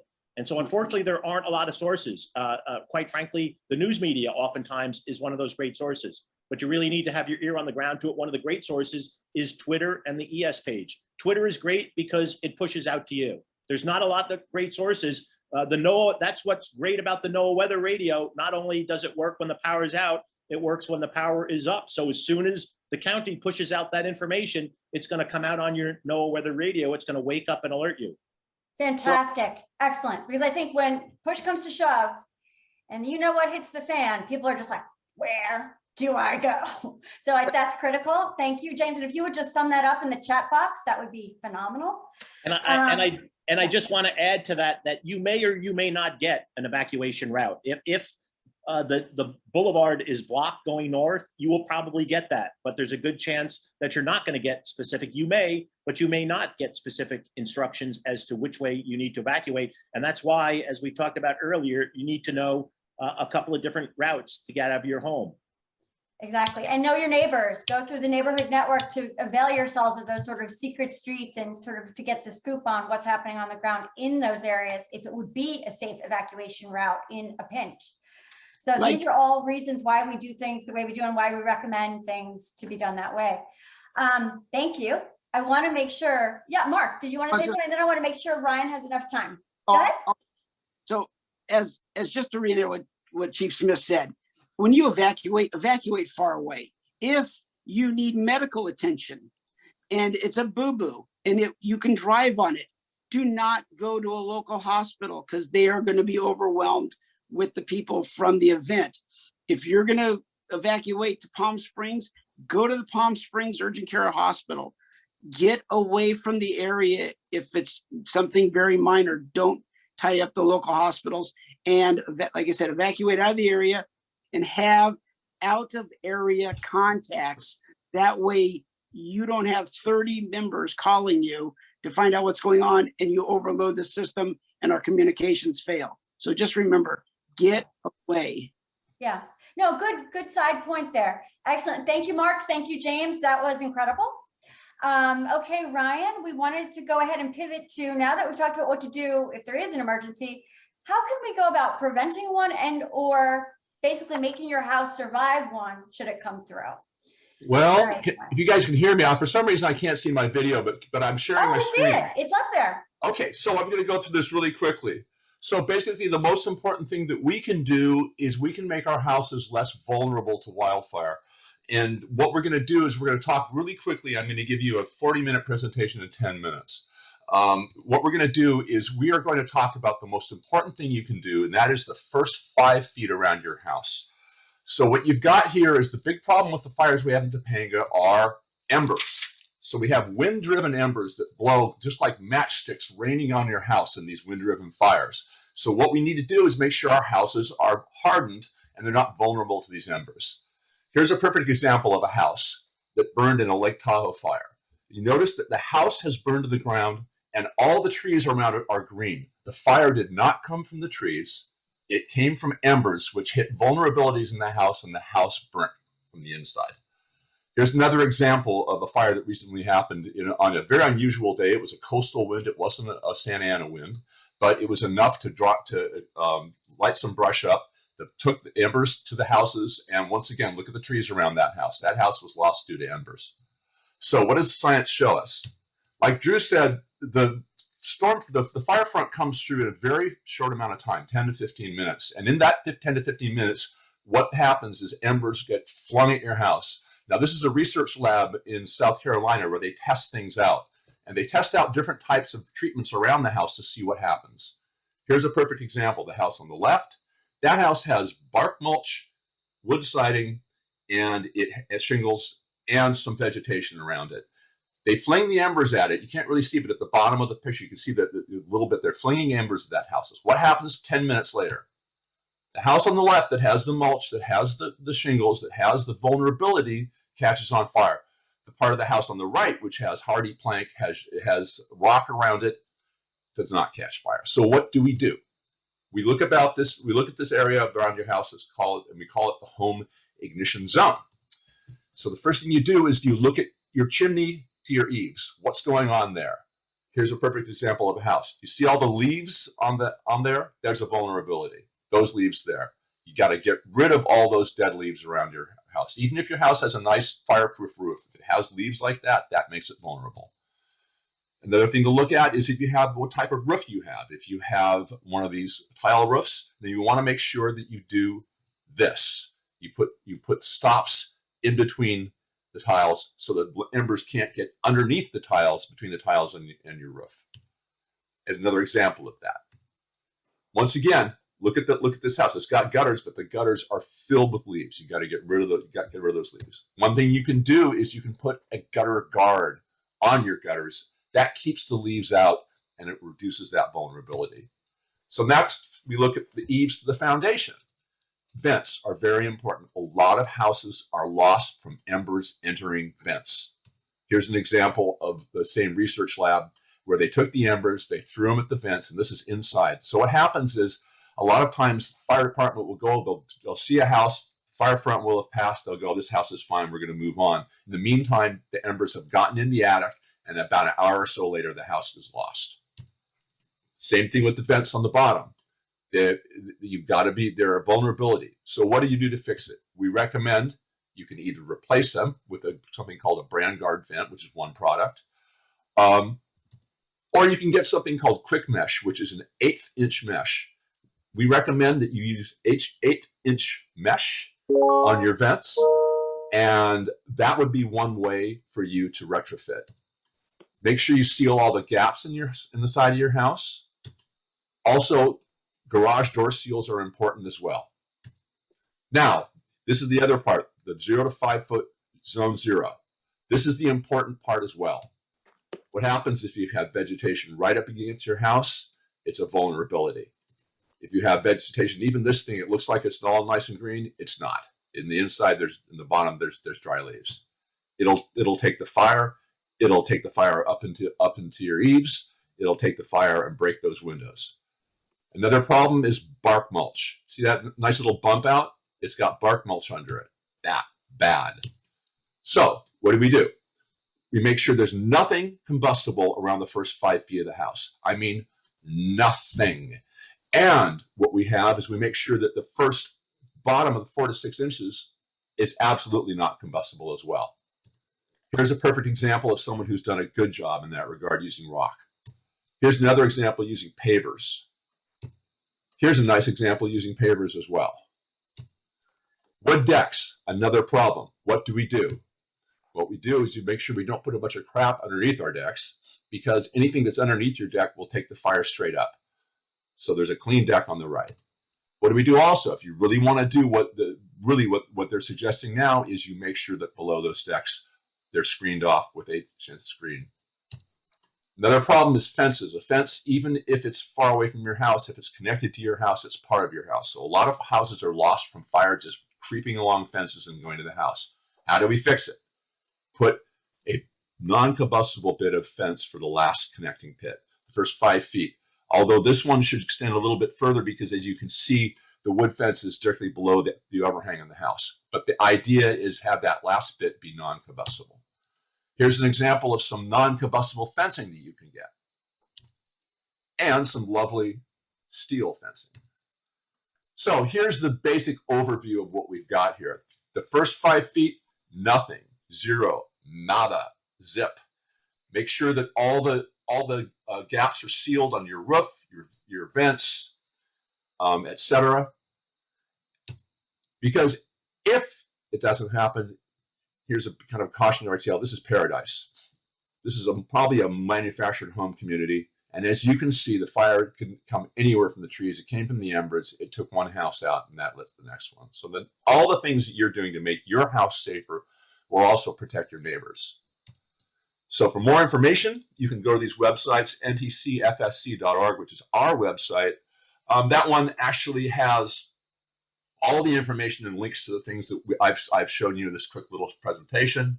Defensiblespace.org is another great website that was created. And RCDSMM.org is where you can go and request a home ignition zone evaluation. People will come to your house, they will look at it, and they'll give you examples and give you advice on what you can do to make your house safer. This is the thing we can do. It's not hopeless, and you can start on that this weekend. So there you go. That's my that is my spiel. Ryan, you do not disappoint. That was fantastic. Okay, so Stacy has a question. Stacy, did you want to go ahead and ask your question? Actually, I was wondering if you would like to mention the FireWise community program. Stacy read my I'll mind. put something in the chat. Absolutely, recording. yes. I'll put it in the chat, and also I'll give screen sharing a go. And then in the interim, if anyone wants to chime in and ask Ryan any questions about that presentation, please do while I go ahead and share my screen on FireWise and how you can report your own home hardening and brush clearance activities so that the entire community qualifies for an insurance discount. Granted, a relatively modest discount, but a discount nonetheless until we can militate for a larger one. All right, let me go ahead and share. Does anyone have any questions? Co-host, I think in particular for Ryan. I would just say, Ryan, you want to mention where folks can have their homes inspected? Yeah, I would say RCDSMM.org. I put that in the last slide.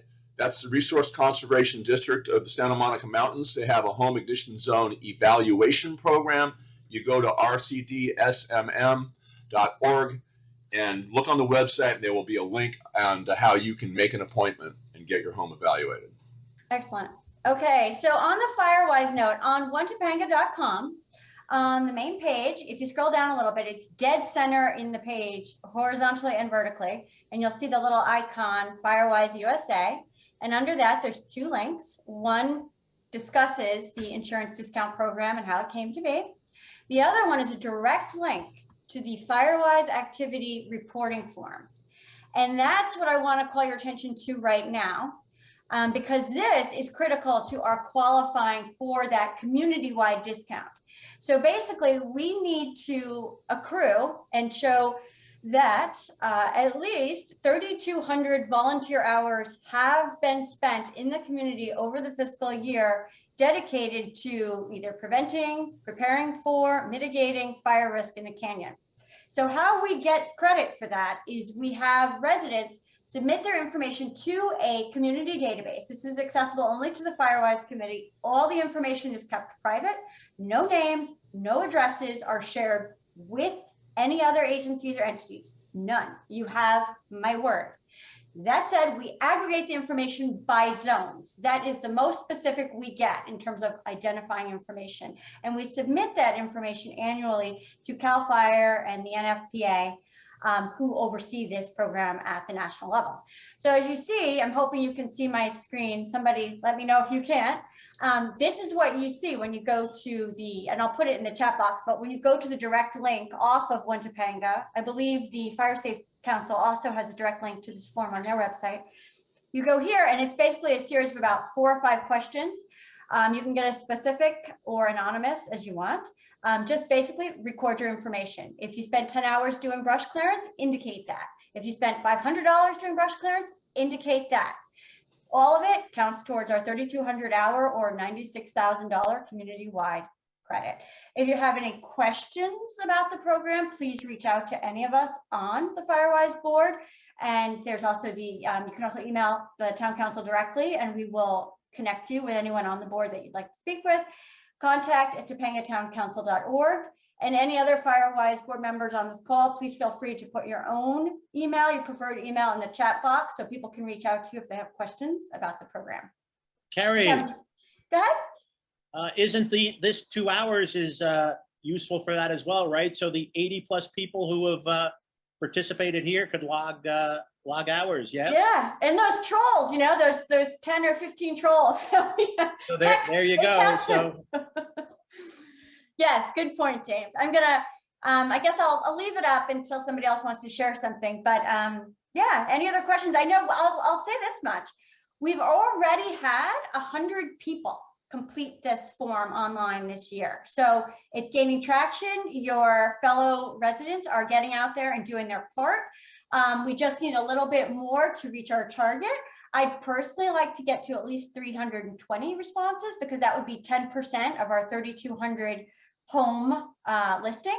So let's see what we can do. But after this call, I hope everyone will be inspired to go online and add their own home hardening activities to this database. And I would say also, don't forget the co-hosts of this particular webinar. They should also, all of us as well. Yes. Yes. And so, All right. So we have another quick question on this. So when folks do this, they don't have to accrue over time and only submit once a year or once a quarter. You can submit for each instance of our reporting every time. So you need not wait, correct? Excellent point. Yes, that's true. Yeah, you don't, there's no like password or anything required. You just submit, put your whatever information you want. And the only thing we require is your zone. But if you want to share your name or street, that's fine. And we are happy. We will keep that information private if you do choose to share it. So please do. Thank you. All right, any other questions? I guess for the most part, because we've had to kind of limit, unfortunately, the openness of the questions, and I apologize again for that horrific hijacking that we will be investigating after this meeting. But thank you, everyone. I can't tell you how much I appreciate that you stuck with it, you rolled with the punches, and you helped us get through. Carrie? It really was very valuable, and I think we ultimately got to a good place and shared a lot of really good information. But yes, we want to take some questions, and if you have any that we can't address here today and you're not able to share them verbally, please send them to contact@topangatown.org, and we will get your response from the appropriate agency or community group. I see that Scott has a question. Go ahead, Scott. Yeah, unmute here. Real quick, all the way back to the copper landline issue. I have a copper landline, and I know quite a lot about it. And I've gone round and round with Frontier about maintaining it. It's been getting worse and worse over time. And right now the phone line, I also have DSL, which doesn't work very well. They do not want to maintain that because they say I'm one of very few people who still have a true copper landline. And I wondered if there was anything that the town council could possibly do to coerce them into those few of us that still have them into maintaining them. Is there anything? Stacey, that's interesting that you say that, Scott. Stacey has been really pushing forward on this issue, and I would like to open it up to her if she has any information to share. I don't think it's anything definitive yet, but she's doing a lot of the heavy lifting to try to get some sort of response or an ability to have this type of service in the canyon, and also, like you said, to have it maintained. Stacey, did you want to give us any sort of a progress update or maybe an ETA on when we could have a progress report? Working with LA County Supervisor's Office right now and Frontier to address this issue. I too had lost my land, my copper lines when they transitioned to FiOS decades ago, and it took me 3 years to get one of my lines back to copper. And what was wonderful about that is I can actually make and receive phone calls when all the power is out.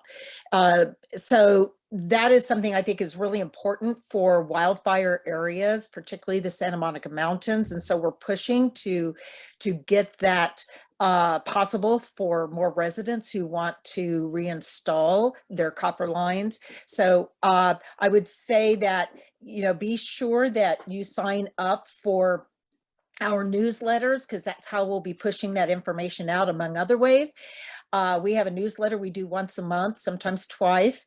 And then, of course, for any special event, we push out as well. And to get yourself onto that email list, it's contact@topangatown.org. Send a request that you want to get on that newsletter. And then anyone else who's on that newsletter, be sure that it doesn't fall into your junk mail because you might not ever see the newsletters. So I will be updating people as soon as we get through the quagmire of Frontier in the county being able to do something about this. I would just add one thing on that. The one thing that does work, if you rely on Frontier for your internet and or your phone, and if you use your phone through your cell phone through the internet, that's important too. The one thing you can do is just make sure that the box called the ONT box has good battery backup on it, because that fiber and that internet and that phone will work as long as that box at your house has power. So that's just another thing that we can also think of in the short term that will ensure we have a certain degree of communication. Well, that Excellent really, point. Actually, I'm going to say something. I hope somebody will disabuse me of my misconception, if it is a misconception. But based on everything I'm hearing, part of me is intrigued by and is thinking about potentially pursuing a Starlink internet account. Now, I realize you have to have electricity at your house to make the modem and the router run that connects to that. But if I have a backup, like a generator or solar backup at my house, battery, I would be able to maintain connection, I'm guessing, to the internet if I have a satellite-based internet and not a cellular-based internet where there may be no battery backup on those darn repeaters that power the whole thing. So Carrie, yes. Yeah. Yes, that is why 69 Bravo has that in there, is for the backup to a complete infrastructure failure. So that's why it's installed now there. As long as you can see the sky, then they can see the satellites and it should work because there are backup generators. But also talking about that and talking about people wanting to information in fire. It's not real verbal information. This is more visual information, but anyone can go up on 69bravo.com. Go up on the website. If there's a fire, flood, earthquake, zombie apocalypse, and you want to know what the area is looking at, there's 4 cameras that face northeast, south, and west, and a 360 that spins around. You can watch the pumpkins, so you can see fire helicopters. If you say they're not there and you don't believe it, go look, because they're there all the time. They were there the other night. I got woke up by it. So there's a visual way of monitoring your neighborhood or your area. If you get evacuated, if you're out of state, if you're out of country, go up on, see what's happening. Or if you're just home and you smell smoke or you think something's happening, go there. It's a great site. It's a great way to get visual. There's nothing audio coming out of there, but visual confirmation of what's starting. Yeah, and actually, Mark, I've shared it. I hope you guys can see my screen, but I tried to share the website there for 69 Bravo so people get an idea of what's up there. So, so Carrie, also know that besides Elon Musk system, there's also Hughes satellite, which is another option for satellite as well. And now that Mark brings up the 69 Bravo, know that there's a site called alertwildfire.org. And not only does it have 69 cameras up there, it has 4 other cameras in Topanga as well. There's one over at Green Peak. There's one on Santa Maria. There's a whole host of cameras that are available. It's alertwildfire.org, I believe. And it's cameras from all over the state, but you can zoom in. 69 Bravo is on there. All the HP Ren cameras are on there. There's 4 cameras. We're actually kind of trying to work on getting one for Lower Tuna as well, but it's in the works. But that is a site where you can look at several different cameras throughout Topanga. And that, Oh my goodness. What, again, so interesting. I wrote that down. I put it in the chat box for anybody who wants to take a look at it. I learned a lot during this call and I felt like I knew a lot going in. I mean, not as much as you all, but wow, this was very useful for me. Again, I want to say thank you to everybody who stayed, who participated, and who just, marched on through that original hiccup. I can't tell you how much it means to me and how much I think we all benefited from it. So I want to just have any final questions or comments from anybody who hasn't had a chance to maybe speak up or wants to say some final words?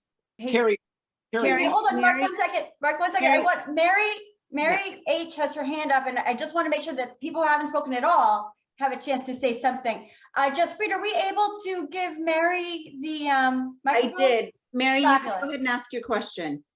Oh, okay, great. Thank you first for the most wonderful presentation.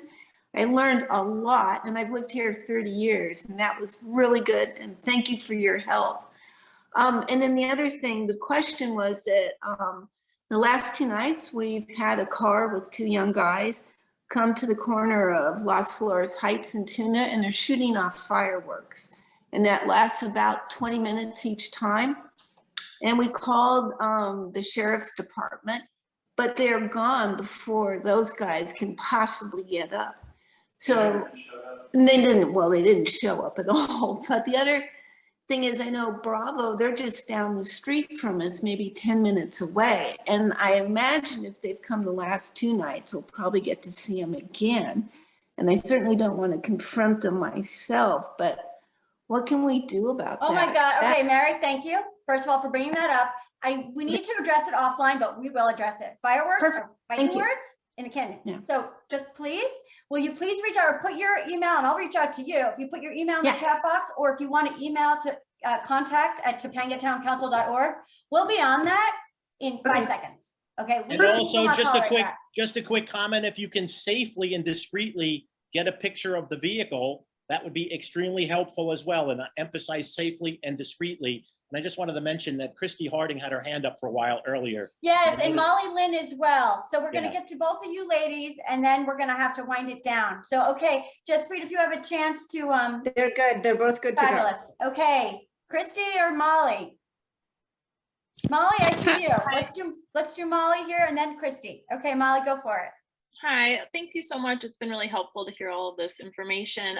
One thing I'm just wanting to ask, I guess it was the fire chief, I think, who might know best. What type of methods are there? I remember back in the day, I grew up here, and I remember there used to be a spray foam that used to be something that was recommended to spray like your trees, or if you do have shrubs up against the house or your gates or whatever wooden features, that is like up to, I don't know, some like 60-mile-per-hour wind resistant, and it prevents burning essentially. So is there anything like that that we can have and put on our houses so that if we're in the home sheltering in place, it prevents it from burning, catching fire, or if we have to leave and evacuate, it'll also help with that. Is there anything like that out there that you recommend? Good question, Molly. And I'll let the other experts weigh in, but I will say, on those chemicals, there's a lot of over-promising, I would say under-delivering in terms of what they can do. I would say, from what I know, based on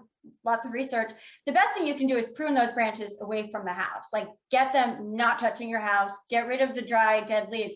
But I think Ryan could speak to this, as could Yeah, we looked at the Fire Safe Council has looked at all the foam things. They're very difficult to apply, especially in a high wind situation, and that's when you'd be wanting to apply them. I would expect it right when things are going bad. I had a system like that, and I basically gave up on it. So I don't think you can rely on it.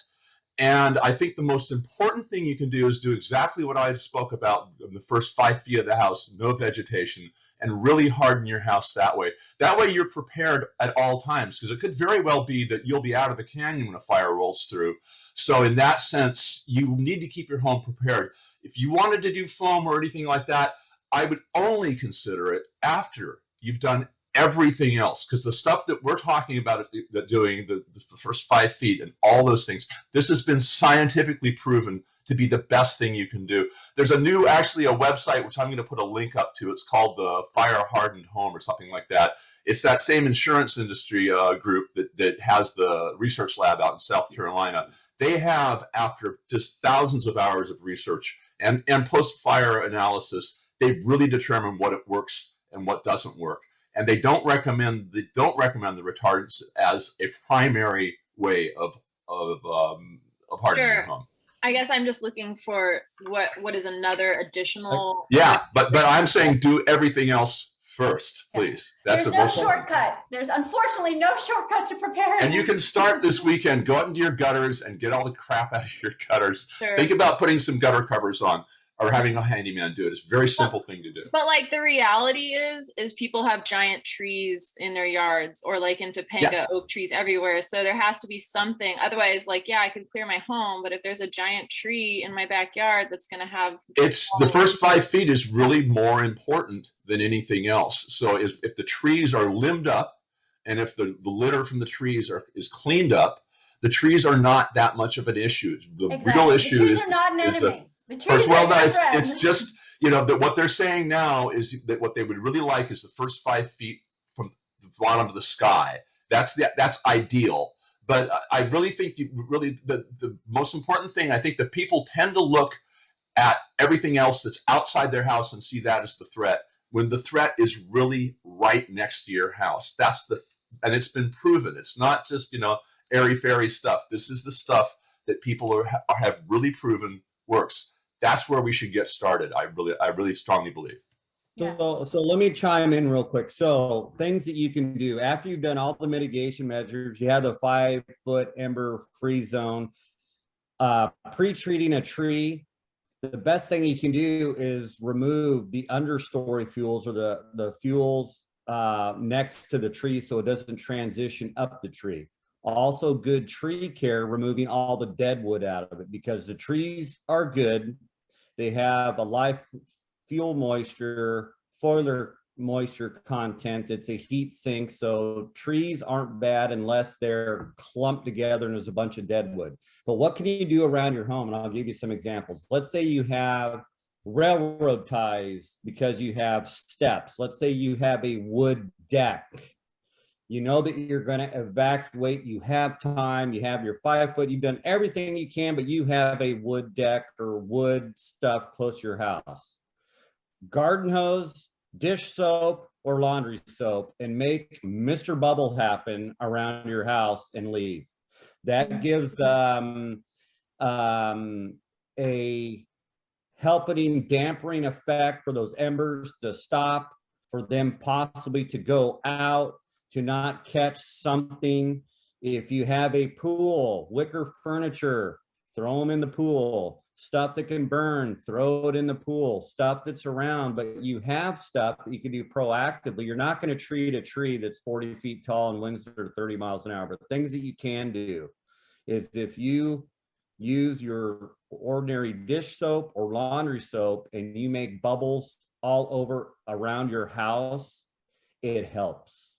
Wow, that's an excellent tip. Actually, Drew, I hadn't heard that before. I don't know that they're, what the official word is on it, but I like that as a possible, last minute, last ditch effort after you've done everything else. Really, really good. Done everything, and you have stuff that you can't remove a 30 by 30 patio deck, but you can put a lot of soap on it, squirt a hose on it, and make bubbles so it drapes down through the cracks. It gets through all the wood. It goes down to the ground, and it helps. Excellent. Excellent. Not an end all, cure all, but it helps. But do it after you've removed everything from underneath that deck. Yes, and it's clean. You have to do all the pre-work. Yeah. Don't do it in lieu of. No, these two, they really know what they're talking about. So Molly, you've heard it from the experts. Thank you, Ryan. All right. So wait, Christy, do we have Christy? Are you there? Are you able to, would you like to ask your question? All righty. If not, maybe we can hear from T. Who is T? Is this Simon T or somebody else? It is Simon. How are you? Let me take 60 seconds of your time. Starlink, Elon Musk, 4,000 satellites that he put up in the sky. The system is starting to work, and they've started putting satellites over Southern California. So it's $500 for the Starlink, and then it's $135 a month. Wow. You get anywhere from 20 to 120 meg up and down. So it's pretty phenomenal. If you want the system, I recommend going on as soon as you can to starlink.com and getting in line, because I got in line 2 years ago, but I think now it's only about 2 months. They're really starting to catch up. So that's the first 30 seconds. The second 30 seconds is 69 Bravo has an app, and it's called 69 Bravo Water.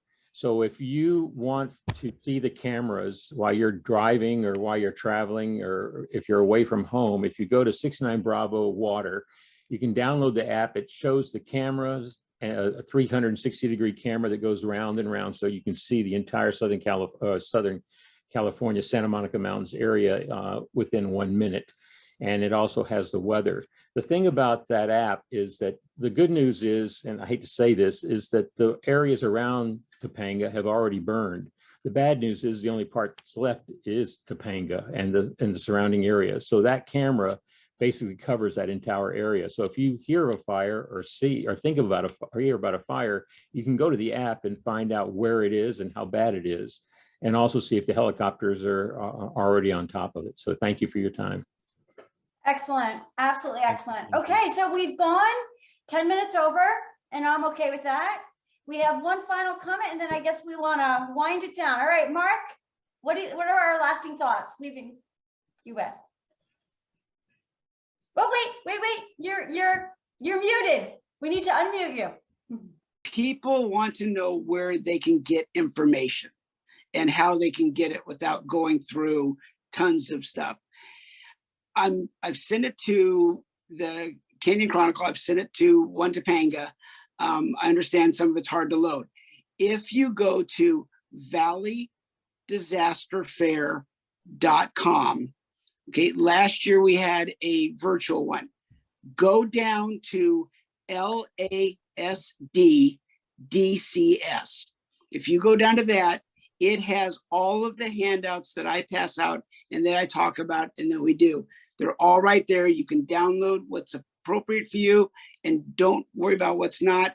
But valleydisasterfair.com, and then go to LASD DCS and scroll down, and there is a plethora of information that you can go through there. Yes, and also on the Topanga Survival Guide as well. So we will go ahead, Mark, and we'll disseminate all that information after the meeting. But yes, definitely, so people can follow up for more detail on the items that are of interest to them.